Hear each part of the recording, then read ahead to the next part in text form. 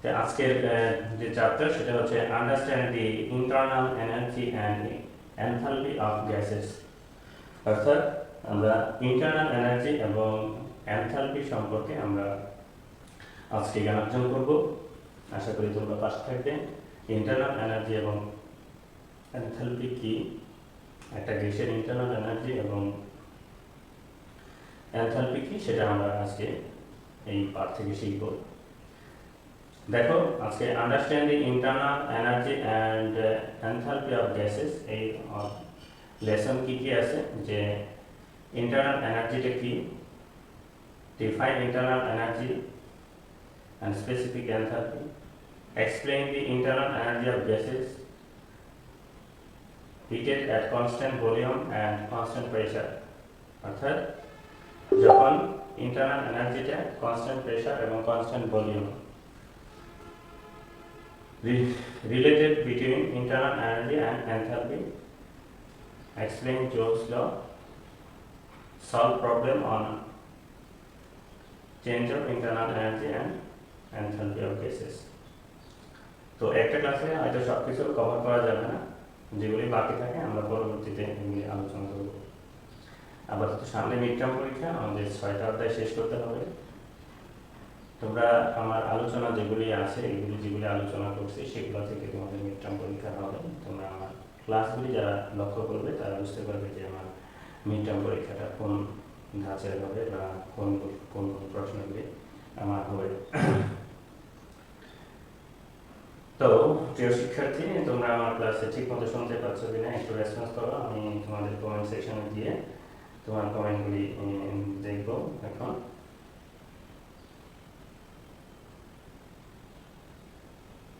তোমাদের যদি কমেন্ট সেকশনে, তোমাদের কারো কমেন্ট সেকশনে কি কি আছে, যে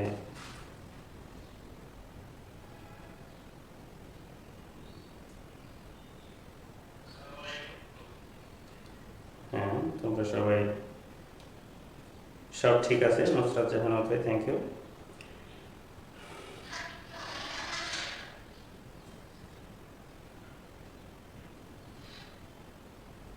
তাহলে আমি যদি সব ঠিক থাকে তাহলে আমি আমার ক্লাসটা এখন কন্টিনিউ করতে থাকবো। যেটা বোর্ডে দেখানো দরকার সেটা বোর্ডে দেখাবো, আর যেটা আমরা কম্পিউটার স্ক্রিনে পাওয়ার পয়েন্ট প্রেজেন্টেশনের মাধ্যমে দেখানো হয় সেটা পাওয়ার পয়েন্ট প্রেজেন্টেশনে দেখাবো। তো আশা করি তোমরা, আজকে আমরা 5ম অধ্যায় পর্যন্ত চলে গেছি। আরেকটা অধ্যায় পড়াইতে পারলে আমাদের মিড টার্ম কমপ্লিট হয়ে যাবে। এরপরে যত খুঁটিনাটি আছে এই অধ্যায়গুলির, সেগুলি প্রয়োজনে আমরা সরাসরি ক্লাসে আলোচনা করবো অথবা পরবর্তীতে আলোচনা করবো। একজনে কমেন্ট করেছিল, স্যার আমরা তো নিতে পারতেছি না যেভাবে স্যার আগাইতেছেন, এখন সামনে তো পরীক্ষা, আমার আগানো ছাড়া কোনো পথ নাই। এটা ভিডিও আকারে থেকে যাচ্ছে, তুমি ভিডিওটা 100 বার টেনে টেনে তুমি দেখতে পারো, তোমার সময় এক্সপান্ড করতে পারো ইচ্ছা মতো। তাহলে আশা করি তোমরা আজকের এই ক্লাস দেখো। আর তোমাদের যে আমি অ্যাসাইনমেন্ট দিয়েছি সেটা খাতায় লিখবা। অ্যাসাইনমেন্টটা মেসেঞ্জার গ্রুপে আমি অ্যাসাইনমেন্ট দিয়ে দিয়েছি, এবং সেটা মিড টার্মের সাজেশন সহ এবং ফাইনাল সাজেশন সহ মিড টার্ম পর্যন্ত দিয়েছি। পরবর্তীতে ফাইনালটা দিব। তোমাদের এই সবগুলি ফাইনাল এবং মিড টার্ম অ্যাসাইনমেন্ট সবই ওই একই জায়গায় আছে, সবাই খাতায় এগুলি লিখে ফেলো। হ্যাঁ, কেউ এগুলো অবহেলা করবে না। এই সাবজেক্টটা খুবই গুরুত্বপূর্ণ, খুবই ইম্পর্টেন্ট একটা সাবজেক্ট। তুমি যদি ইঞ্জিনিয়ার হতে চাও, এই সাবজেক্ট বাদ দিয়ে তুমি পাওয়ার ইঞ্জিনিয়ার বা মেকানিক্যাল ইঞ্জিনিয়ার হওয়া সম্ভব না। সো আমরা স্ক্রিনে চলে যাই আমাদের পাশে।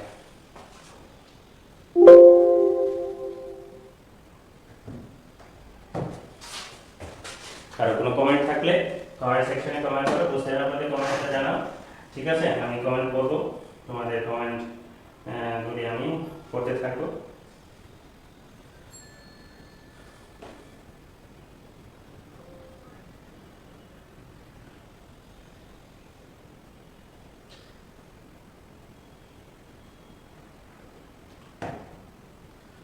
আর মেসেঞ্জার গ্রুপে তোমরা অযথা লেখালেখি করবো না। অন্য কোনো স্যারের ক্লাস দেওয়া যাবে, অন্য কোনো স্যারের ক্লাস দেওয়ার জন্য আমি মেসেঞ্জার গ্রুপ খুলেছি, যাতে সবাই ওই মেসেঞ্জার গ্রুপ থেকে লিঙ্কটা পেয়ে যাও। এটা একটা সুবিধা।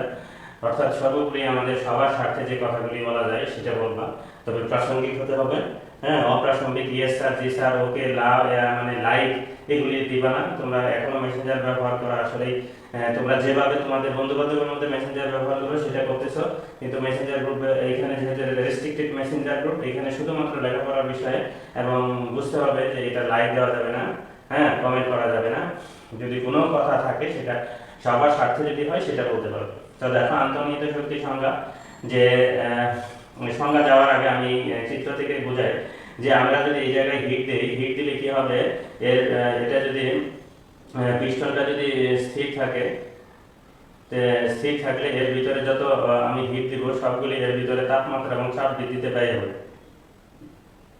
তাপমাত্রা আর চাপ বৃদ্ধিতে ব্যয় হবে। এই যে এই শক্তিটা, এটা এই আবদ্ধ জায়গায় সঞ্চিত থাকবে। এই সঞ্চিত শক্তিকে আমরা ইন্টারনাল এনার্জি বলি। অর্থাৎ যদি কোনো বস্তু বা গ্যাস তার আয়তন স্থির রেখে, অর্থাৎ পিস্টন মুভ করবে না, আয়তন স্থির রেখে কিছু পরিমাণ তাপ গ্রহণ করে, এখানে কর রে হবে, অর্থাৎ যদি গ্যাসটি কোনো বাহ্যিক কাজ সম্পাদন ব্যতীত সবটুকু তাপ শোষণ করে, অর্থাৎ যদি কাজ না করে, ওয়ার্ক যদি না হয়, এখানে ওয়ার্ক দেখানো হয়েছে, এখানে ওয়ার্ক যদি না হয়, এখানে ওয়ার্কটা হবে না, ঠিক আছে, যদি কোনো কাজ সম্পাদন না করে, তাহলে গৃহীত তাপের সবটুকু ভেতরের সঞ্চিত শক্তি বৃদ্ধি করতে ব্যয়িত হবে। অর্থাৎ এই যে আমি এখানে তাপ দিলাম, অর্থাৎ এখানে যদি আমি কোনো হিট দিই, তাহলে এই সমস্ত হিটটাই ভিতরের অন্তর্নিহিত শক্তি বৃদ্ধিতে ব্যয় হবে। হ্যাঁ, একেই বলে অন্তর্নিহিত শক্তি। তাহলে তাপের সবটুকের ভিতরে সঞ্চিত শক্তি বৃদ্ধিতে ব্যয়িত হবে, একেই বলে ইন্টারনাল আন্তর্নিহিত শক্তি বা ইন্টারনাল এনার্জি। আর যদি এখানে যদি এই তাপটা যদি আমার এই ইন্টারনাল এনার্জি বৃদ্ধি করে এবং কিছু কাজও সম্পাদন করে, তখন এই তাপটা দুইভাবে ব্যয়িত হবে। কিছু ইন্টারনাল এনার্জি বৃদ্ধিতে ব্যয়িত হবে আর কিছু কাজে রূপান্তরিত হবে। পিস্টন যদি আমি মুভ করাই তাহলে কাজে রূপান্তরিত হবে, আর পিস্টন যদি আমি মুভ না করাই তাহলে কাজে রূপান্তরিত হবে না। তারপরে আমরা পরবর্তী স্লাইডে যাই, যদি কোনো প্রশ্ন থাকে বলবা।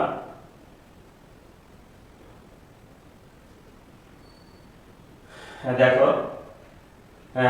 এনথালপি কোন প্রবাহের প্রবাহজনিত কাজ ও অন্তর্নিহিত শক্তির যোগফলকে এনথালপি বলে। এই যে দেখো, এখানে প্রবাহজনিত কাজ, যে ওয়ার্ক, উপরের দিকে গেলে ওয়ার্ক হবে আর এর ভিতরে ইন্টারনাল এনার্জি বৃদ্ধি পাবে, তাহলে এই দুইটার যোগফলকে এনথালপি বলা হয়। তো এনথালপি একটা অংশ হচ্ছে ইন্টারনাল এনার্জি, বা অন্তর্নিহিত শক্তি। তাহলে তাপ প্রদান করলে কি ঘটে, যদি আমি আয়তন যদি আমি স্থির না রেখে যদি আমরা পিস্টনটা যদি মুভ করি, অর্থাৎ চাপ যদি স্থির রেখে আমি তাপ দিই, তাহলে এখানে ইন্টারনাল এনার্জি এবং ওয়ার্ক পাবো। এই ইন্টারনাল এনার্জি এবং এই ওয়ার্কের যোগফলই হচ্ছে এনথালপি। তাহলে কোন প্রবাহের প্রবাহজনিত কাজ ও অন্তর্নিহিত শক্তির যোগফলকে এনথালপি বলে। অর্থাৎ এইখানে যে ইউ, এইখানে ইন্টারনাল এনার্জি হিসাবে আমরা এখানে সমীকরণটাতে দেখাইছি, ই অথবা ইউ ব্যবহার করা হয়, তাহলে ইউ অথবা ই। তাহলে ইউ যদি ইন্টারনাল এনার্জি হয় আর পিস্টনটা মুভ করে উপরের দিকে যাইলে যদি কাজ পাই, কাজ কি, প্রেসার ইনটু ভলিউম। এই ডাব্লিউটা কি, প্রেসার ইনটু ভলিউম, অর্থাৎ বল ইনটু সরণ। যে ভলিউম কি পরিমাণ বৃদ্ধি পাইছে, যে আগে ভলিউম এই পরিমাণ ছিল, পরে ভলিউম বাড়ছে, তাহলে এই যে ভলিউম যেটুকু বৃদ্ধি পাইছে সেটুকুই হচ্ছে বি। আর প্রেসারটা, অর্থাৎ যে বলে পিস্টনটা উপরের দিকে উঠতেছে, সেটাই হচ্ছে প্রেসার। এই দুইটার গুণফলই হচ্ছে কাজ। আর তাহলে কাজ আর অন্তর্নিহিত শক্তি, প্রবাহজনিত কাজ আর অন্তর্নিহিত শক্তির যোগফলকে আমরা এনথালপি বলি। তাহলে এই যদি এনথালপি হয় তাহলে ইউ হচ্ছে অন্তর্নিহিত শক্তি আর পিবি হচ্ছে কাজ। তাহলে এখানে দেখো, এইচ এনথালপি, পি হচ্ছে প্রেসার, বি হচ্ছে ভলিউম। এই প্রেসার আর ভলিউম মিলে হচ্ছে কাজ, আর ইউ হচ্ছে ইন্টারনাল এনার্জি। কোনো সময় আমরা ইউ ব্যবহার করি, কোনো সময় আমরা ই ব্যবহার করি। পরবর্তী স্লাইডে আমরা দেখি যে, দেখো, সমচাপ ও সমায়তন প্রক্রিয়ায় গ্যাসে তাপ প্রয়োগে অন্তর্নিহিত শক্তির ব্যাখ্যা। সমায়তন প্রক্রিয়ায় অন্তর্নিহিত শক্তি।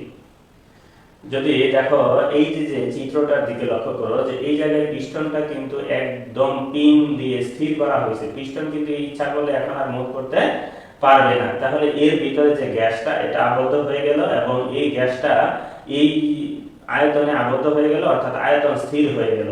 এখন ইচ্ছা করলে আয়তন আর বাড়ানো যাবে না। এখানে বলা হচ্ছে কনস্ট্যান্ট ভলিউম। কনস্ট্যান্ট ভলিউম অর্থাৎ হচ্ছে আয়তন স্থির। কনস্ট্যান্ট ভলিউম অর্থাৎ আয়তন স্থির। এই আয়তন স্থির জায়গায় যখন আমরা তাপ প্রয়োগ করব, সেই তাপ, এখানে তাপ আমরা কিউ দিয়ে ব্যবহার করি, এইচ দিয়ে ব্যবহার করি। যখন আমরা এই যে তাপটা সরবরাহ করব, এই তাপটা, ঠিক আছে, এই তাপটা কি হবে, এর ভিতরে চাপ বৃদ্ধিতে এবং তাপমাত্রা বৃদ্ধিতে ব্যয়িত হবে। যেহেতু পিস্টন উপরের দিকে উঠবে না, সেহেতু এইখানে কোনো প্রকার কাজ আমরা পাবো না। যেহেতু পিস্টন উপরের দিকে উঠবে না, সেহেতু আমরা এখানে কোনো প্রকার কাজ আমরা পাবো না। আর পিস্টন যদি উপরের দিকে উঠতো, তাহলে এখানে আমরা কি কাজ পাইতাম। তাহলে যেহেতু পিস্টন উপরের দিকে উঠতেছে না, তাহলে তাপের সবটুকু এর ভিতরে তাপমাত্রা ও চাপ বৃদ্ধিতে ব্যয়িত হবে। অর্থাৎ এর ভিতরে যে তাপমাত্রা টি, এই টি এবং এর ভিতরে চাপ পি, টি আর পি বৃদ্ধি সহায়তা হবে, মানে বৃদ্ধি হবে, কোনো প্রকার কাজ সংঘটিত হবে না। দেখো এইখানে আমরা জানি স্থির আয়তনে চাপ দিলে এর আপেক্ষিক তাপ হবে সিবি। স্থির আয়তনে তাপ দিলে আপেক্ষিক তাপ হবে সিবি। তাহলে ভর হচ্ছে এম আর সিবি হচ্ছে এই জায়গায় স্পেসিফিক হিট, অর্থাৎ আপেক্ষিক তাপ। কখন আপেক্ষিক তাপ? যখন ভলিউম স্থির থাকবে, অর্থাৎ specific heat at constant volume. Specific heat at constant volume. আর T1 হচ্ছে আগের তাপমাত্রা, আর তাপ দেওয়ার পরের তাপমাত্রা হচ্ছে T2। তাহলে মোট তাপ হচ্ছে H = ভর ইনটু আপেক্ষিক তাপ ইনটু তাপমাত্রার পার্থক্য। আপেক্ষিক তাপ মানে এখানে CV। তাহলে যেহেতু আয়তনের কোনো পরিবর্তন হয় নাই, সুতরাং এই প্রক্রিয়ায় কোনো কাজও হয় নাই, অর্থাৎ W এর মান এখানে 0। তাহলে W এর মান 0। তাহলে তাপগতিবিজ্ঞানের প্রথম সূত্র হতে আমরা জানি যে সরবরাহকৃত তাপ অন্তর্নিহিত শক্তি এবং কাজে রূপান্তরিত হয়। একটা হলো অন্তর্নিহিত শক্তি আর একটা হলো কাজে রূপান্তরিত হয়। সেই ক্ষেত্রে যেহেতু কোনো কাজ সম্পাদন হয় নাই, সেহেতু W = 0 বলা হয়েছে এখানে। অর্থাৎ H অথবা H সমান E, অর্থাৎ সমস্ত তাপ অন্তর্নিহিত শক্তিতে ব্যয় হইল। অর্থাৎ এই যে সরবরাহকৃত তাপ সমান E এর সমান হয়ে গেল। E অর্থাৎ অন্তর্নিহিত শক্তি সমান হয়ে গেল। অর্থাৎ H = mCv T2 - T1। উপরের সমীকরণ হতে বোঝা যায় যে সমায়তন প্রক্রিয়ায় অন্তর্নিহিত শক্তি সরবরাহকৃত মোট তাপের সমান। অর্থাৎ এই যে তাপ দিলাম, এই তাপটা অন্তর্নিহিত শক্তির সমান। এইখানে কোনো পিস্টন একদম এই যে পিন করা আছে, কোনো মুভমেন্ট নাই, অর্থাৎ কোনো কাজও নাই। তাহলে আমরা পরবর্তী স্লাইডে চলে যাই। যে এক্সপ্লেন, এইখানে সমচাপ প্রক্রিয়া অন্তর্নিহিত শক্তি। সমচাপ প্রক্রিয়া অন্তর্নিহিত শক্তি, তো সমচাপ প্রক্রিয়ায় অর্থাৎ পিস্টনটা মুভ করতে পারবে। এখানে কোনো পিন ব্যবহার করা হয় নাই, শুধুমাত্র দুইটা ওয়েট দেওয়া হয়েছে দুই পাশে, দেখা যাচ্ছে যে অর্থাৎ একটা নির্দিষ্ট পরিমাণ কাজ পাওয়ার জন্য, একটা নির্দিষ্ট পরিমাণ এখানে চাপ তৈরি করার জন্য এখানে আমরা কি করছি, দুইটা ওয়েট দেওয়া হয়েছে। পিস্টনটা যাতে ওই ওয়েটে উপরের দিকে উঠতে থাকে, অর্থাৎ ভলিউম বাড়বে, চাপ নির্দিষ্ট, অর্থাৎ স্থির চাপ। এই যে ওয়েটটা একটা নির্দিষ্ট পরিমাণ চাপ বজায় রাখবে, অর্থাৎ স্থির চাপে আমরা আয়তনকে বৃদ্ধি করতে পারবো। অর্থাৎ এখানে আয়তন কিন্তু কনস্ট্যান্ট না, আয়তন স্থির না। এখানে আয়তন পিস্টন উপরের দিকে বাড়লে আয়তন বাড়বে, পিস্টন নিচের দিকে নামলে আয়তন কমবে। তাহলে এই জায়গায় আয়তন যেহেতু স্থির নাই, সেহেতু এই জায়গায় আমার একটা তো স্থির আছে, তাহলে এখানে প্রেসার স্থির, অর্থাৎ চাপ স্থির। অর্থাৎ চাপ স্থির থাকার কারণে এইখানে কি হবে, পিস্টনটা উপরের দিকে মুভ করতে পারবে। পিস্টনটা উপরের দিকে মুভ করতে পারবে, কিন্তু ভলিউম বৃদ্ধি পাবে। আর পিস্টন উপরের দিকে মুভ করলে পি এবং ভলিউম যে পরিমাণ বৃদ্ধি পাইছে, ধরো ভলিউম আগে এই পর্যন্ত ছিল, পরে এই পর্যন্ত হয়েছে, তাহলে এই পর্যন্ত থেকে এই পর্যন্ত হয়েছে, এইটুকু হচ্ছে আবার এই যে এই ডিসটেন্সটা হচ্ছে আবার বি। তাহলে এই ভি এবং পি এই দুইটার গুণফলই হচ্ছে কাজ। আর এর ভিতরে গ্যাসের অন্তর্নিহিত শক্তি কিছুটা বৃদ্ধি পাবে, কারণ আগে যে তাপমাত্রা ছিল, পুরো তাপ দেওয়ার পরে এর ভিতরে তাপমাত্রা পরিবর্তন হবে, অর্থাৎ T2 পাবো। এবং এইখানে একটা সিপি, আপেক্ষিক তাপ হবে সিপি, আপেক্ষিক তাপ হবে কি আপেক্ষিক তাপ হবে সিবি। আপেক্ষিক তাপ হবে সিবি, অর্থাৎ অন্তর্নিহিত, যখন আমরা এটাকে অন্তর্নিহিত শক্তি হিসাব করব তখন সিবি হবে। তাহলে অন্তর্নিহিত শক্তির বৃদ্ধি হলো mCv T2 - T1। হ্যাঁ, আর এইখানে কাজ হবে W অর্থাৎ PV। এখানে কাজ হবে W, এই যে কাজ, এই দেখো এখানে কাজ হচ্ছে P V2 - V1 অর্থাৎ, হ্যাঁ, এখানে এটা তাপীয় এককে নিলে আমরা যে দিব, তাহলে সম্পাদিত কাজ এখানে যে দ্বারা ভাগ করা হয়েছে, তাহলে কি পরিমাণ ভলিউম বৃদ্ধি পাইছে, যে আগের ভলিউম দ্বারা এই পর্যন্ত, পরের ভলিউম এই পর্যন্ত, তাহলে V2 - V1 এই পরিমাণ ভলিউম বৃদ্ধি পাইছে, তাহলে PV হচ্ছে কাজ। হ্যাঁ, তারপরে আমরা PV সমান MRT লিখতে পারি। এর আগে আমরা একটা PV সমান MRT একটা প্রমাণ আমরা করেছি একটা ক্লাসে, আমি তোমাদের মেসেঞ্জার গ্রুপে সেটা আরো ক্লিয়ার করে ইমেজ দিয়েছি। PV সমান MRT একটা গুরুত্বপূর্ণ প্রমাণ। হ্যাঁ, তো দেখো এইখানে, হ্যাঁ, অন্তর্নিহিত শক্তির বৃদ্ধি, তাহলে mCv T2 - T1, তাহলে এখানে দুইটা জিনিস পাচ্ছি, একটা হলো অন্তর্নিহিত শক্তি বৃদ্ধি পাচ্ছে আর একটা হচ্ছে কাজ পাওয়া যাচ্ছে। তাহলে তাপের এই যে সরবরাহকৃত তাপ, এই সরবরাহকৃত তাপ দুই ভাবে ব্যয়িত হচ্ছে, কিছু কাজ সংঘটিত হচ্ছে, কারণ পিস্টন উপরের দিকে ওঠার কারণে এইখানে আমরা একটা বাহ্যিক কর্ম সম্পাদন হচ্ছে, অর্থাৎ বাহ্যিক কর্ম সম্পাদন মানে কাজ, এইখানে কাজ হচ্ছে এই পরিমাণ আর অন্তর্নিহিত শক্তি হচ্ছে এই পরিমাণ। তাহলে এই সরবরাহকৃত তাপ যদি H হয়, তাহলে এই E + W, তাহলে E + W হচ্ছে H এর সর্বমোট H। তাহলে সমচাপ প্রক্রিয়ার জন্য সূত্রটি দাঁড়ায়, তাহলে mCv T2 - T1 আর এই যে কাজ সংঘটিত হলো, তাহলে উপরের সমীকরণ হতে বোঝা যায় যে সমচাপ প্রক্রিয়ায় সরবরাহকৃত তাপের কিছু অংশ অন্তর্নিহিত শক্তি বৃদ্ধিতে ব্যয় হয় এবং বাকি অংশ বাহ্যিক কার্য সম্পাদনে ব্যয় হয়। তাহলে related between internal energy and enthalpy, তাহলে এইটা আমি তোমাদের ইন্টারনাল এনার্জি এবং এনথালপি এটা তোমাদের আমি এর আগে কিছু বুঝিয়েছি,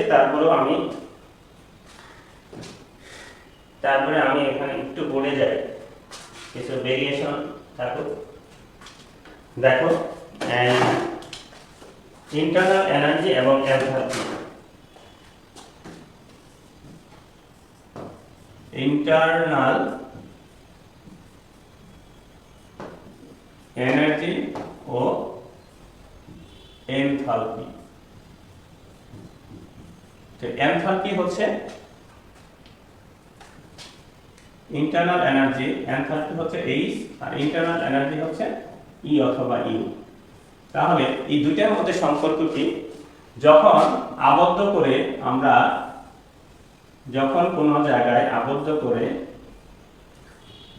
অথবা চলমান আয়তন নিয়ে আমরা একটা পিস্টন উপর দিকে আমরা যদি এরকম কোনো ওয়েট দিই, দুই পাশে কোনো ওয়েট দিই, অর্থাৎ পিস্টন একটা স্থির চাপে উপরের দিকে যদি ওঠে, এখানে যদি আমরা তাপ সরবরাহ করি Q, তাহলে এই Q পরিমাণ তাপ দুই ভাবে ব্যয়িত হবে। অর্থাৎ ধরো আগে গ্যাস ছিল এই পরিমাণ, পরে তাপ দেওয়ার পরে গ্যাসটা এই পিস্টনটা উপরের দিকে উঠছে, তাহলে আগে ভলিউম ছিল, আমি যদি এই পাশে দেখাই, তাহলে আগে ভলিউম ছিল এইটুকু V1, এইটুকু, পরে এইটুকু ভলিউম হইল তোমার V2। তাহলে ভলিউম বৃদ্ধি পাইছে কি পরিমাণ, ভলিউম বৃদ্ধি পাইছে V2 - V1 ভলিউম বৃদ্ধি পাইছে।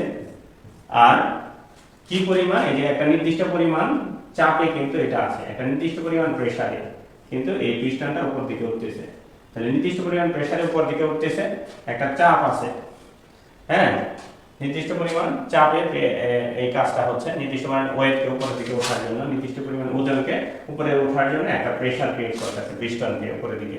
তাহলে এই P এটাই হচ্ছে কাজ, তাই না, এটা কাজ। তারপরে এইখানে, হ্যাঁ, আর ভিতরে কি ঘটনা ঘটে, ভিতরে তাপমাত্রা বৃদ্ধি পায়, T1 থেকে T2 পরিমাণ তাপমাত্রা বৃদ্ধি পায়, এবং এই তাপমাত্রা বৃদ্ধি পাওয়ার কারণে, আর ভিতরে যদি আবদ্ধ মনে করি গ্যাসটাকে এখন এই ভিতরে তো কিছুটা আবদ্ধ অবস্থায় থাকে, তো এইখানে আপেক্ষিক তাপ হচ্ছে Cv, এখানে আপেক্ষিক তাপ হচ্ছে Cv, অর্থাৎ, হ্যাঁ, আর যদি ভর যদি আমরা m ধরি, এর ভর যদি m ধরি, তাহলে অন্তর্নিহিত শক্তি হবে অন্তর্নিহিত শক্তি হচ্ছে m cb t2 minus t1। তাহলে দেখো যে এইখানে এনথালপি হচ্ছে এই দুইটা মিলে এনথালপি, এই দুইটা মিলেকে আমরা এনথালপি বলি, অর্থাৎ এই দুইটা হচ্ছে এনথালপি আর একটা হচ্ছে অন্তর্নিহিত শক্তি বা ইন্টারনাল এনার্জি। তাহলে অন্তর্নিহিত শক্তি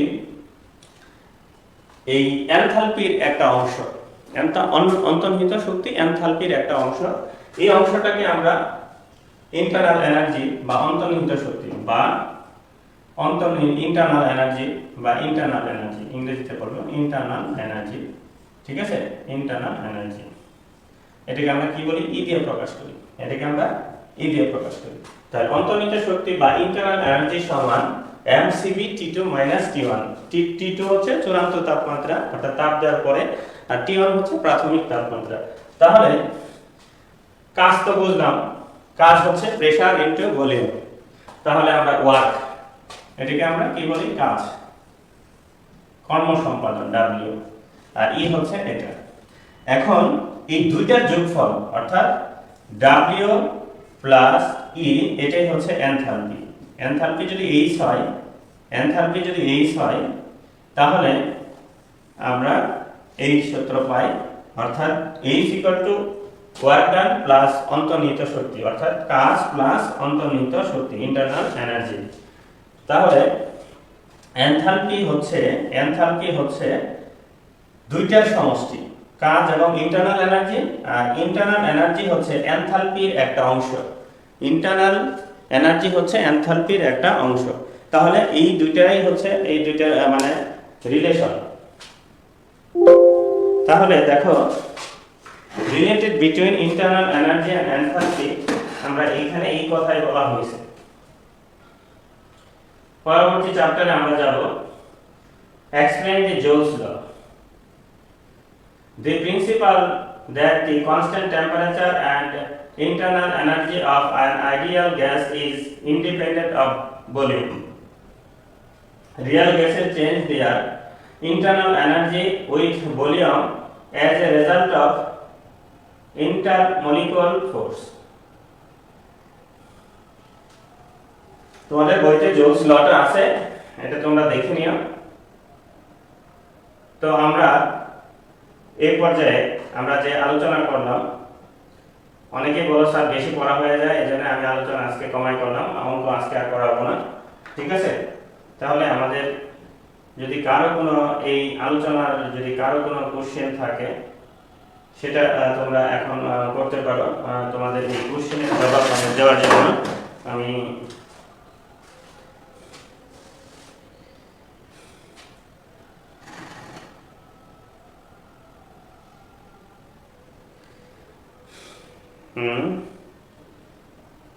আশিক বলেছ যে স্যার আপনি অনেক ভালো বোঝাইতে, তাই আপনার পুরো ক্লাস আমি করি।